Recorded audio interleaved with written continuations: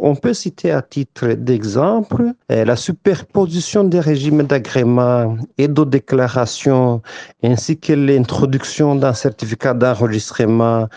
qui est contresigné par des ministres autres que celui de l'Intérieur, ce qui complique davantage la procédure d'agrément des associations au Burundi. On peut citer également l'introduction d'un enregistrement biannuel des associations, ce qui veut dire qu'une association, si elle a commencé des activités, elle doit au moins chaque 2 ans se présenter au ministère de l'Intérieur pour demander si elle peut continuer à fonctionner ou pas. On peut citer également l'impossibilité actuellement de former des collectifs entre des associations qui sont soumises à des régimes différents ou qui œuvrent dans des secteurs de la vie nationale différents.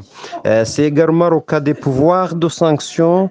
qui sont devenus exorbitants et dans les mains de l'exécutif burundais ou de l'administration publique, alors que de telles sanctions devraient être l'apanage du pouvoir judiciaire.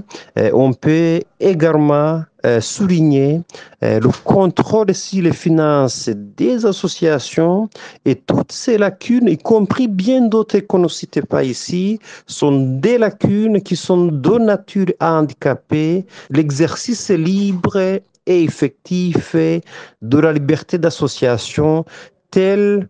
qu'elle est garantie par l'article 32 de la Constitution, mais aussi par l'ensemble des textes internationaux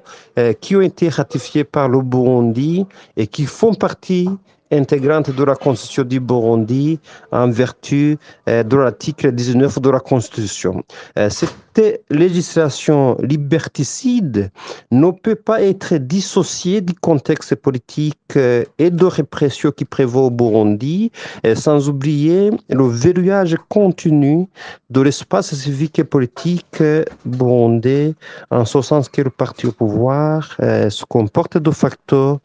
comme un parti État et a érigé la terreur en mode de gouvernance.